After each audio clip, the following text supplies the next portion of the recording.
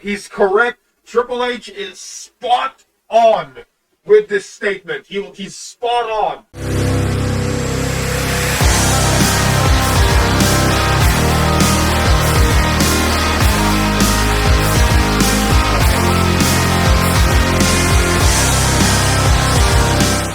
Hello everyone, my name is Anonymous Something. Join the Gang Network today. It starts at 99 cents a month. If you don't want to join the channel, but you still want to show your love and support to the Gang Network, then there are options below. Super stickers, super thanks, you know the drill. It helps the channel either way. Buy the Gang Network merch today. Link down below, motherfuckers. Now let's get right into the video topic. Triple H says booking is about having the best storylines and not the best matches. Yeah, no shit, Sherlock. You only found out about that right now? Some people in our business do this wrong. We don't write the shows in the WWE based on that'll be a great match. We write them on incredible stories that we can create. Like what? What stories? What stories? There hasn't been a fucking, coherent story in years.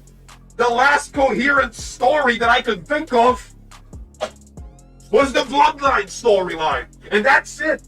After that, there was never a coherent story ever since Cody Rhodes won, ever since the fucking Cody Crybabies got their wish. There hasn't been a fucking coherent storyline ever since.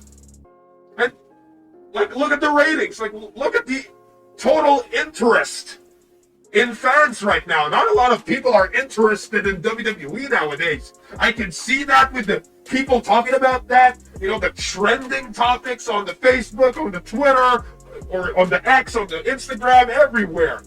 There's not a lot of people who give a fuck about WWE lately, especially during 2025. I can see that on all social medias, especially on the analytics. Okay, the protagonist, the antagonist, how does that work with each other, telling stories that can resonate with people that maybe they've experienced in their real life? Some type of fantastical version of that. Triple H via All In Podcast. Okay. WWE needs storylines, and he's correct. Triple H is spot on with this statement. He's spot on. Focusing on the storylines and shit. He's right. He's correct. A good wrestling match needs a good story. If a match does not have a good story, then I'm sorry, the match is gonna be shit. If there's no build-up, no rivalry, no characters, no story, the match will automatically be shit. Why? Because it's fake. They're not fighting for real. It's not a real competition. That's like in a movie, right? Imagine in a movie if two characters just fight each other for the entire runtime without any story. Where's the stakes? Where's the reason? Who are we rooting for? Who do we want to win? Who do we want to see get beat up? Right? So you need stories. And I'm seeing a lot of people saying, oh, you don't need stories, you need a good match because it's wrestling. Then you should watch a soap opera if you want to have a good story. Bitch, shut the fuck up. Wrestling is a soap opera, you fucking idiot. Wrestling is a men's soap opera. Soap opera for men. It's a soap opera about fighting. About a sport. Not a real sport. A soap opera about a sport. Alright? But yeah, I do agree with a lot of people saying are the best storylines in the room with us right now. I haven't seen to be honest, there are no storylines. Or maybe there are storylines, but the storylines are shit and incoherent. Right? Lack of planning, lack of insights, foresights, or whatever the fuck, right? Especially with that entire John Cena heel turn. What the fuck was that? What the fuck was that John Cena heel turn? The initial heel turn was, oh my god, but the rest of the storyline, what the fuck was that? Okay, so enough about that shit. More breaking news about TKO in WWE. Breaking news, WWE is reportedly considering having no surprises for the 2026 Royal Rumble in Saudi Arabia. It was noted that any surprises will likely take place at Saturday night's main event.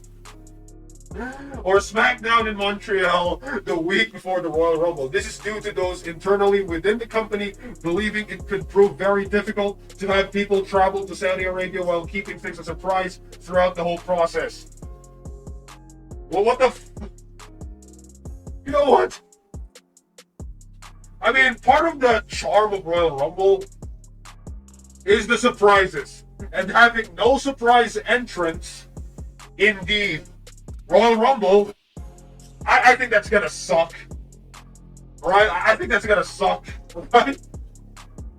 Or maybe they're doing this on purpose and, oh, look everybody, look who we got secretly. We got Chris Jericho, we got Joe Hendry, and we got all these people, alright? But here's the thing, alright? If they want to keep things a surprise, they could just have, like, of course, like, yeah, I guess I do understand, because when they do travel and people, you know, the social media world with all their fucking phones, oh look who's in Saudi Arabia, who knows, maybe he could be a surprise entrant, and then there's no more surprises, right? Or maybe they don't believe that Royal Rumble at 2026 will have like a big draw. That's why they need to show people the reason, hey, well, look everybody, these people are going to be in the Royal Rumble, so you gotta watch the Royal Rumble. I guess that's what WWE is trying to do, just to boost the fucking ratings, alright? Because there's no interest anymore.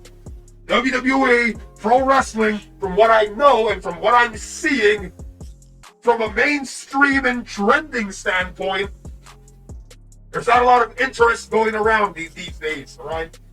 Not a lot of people talking about WWE or wrestling, to be honest.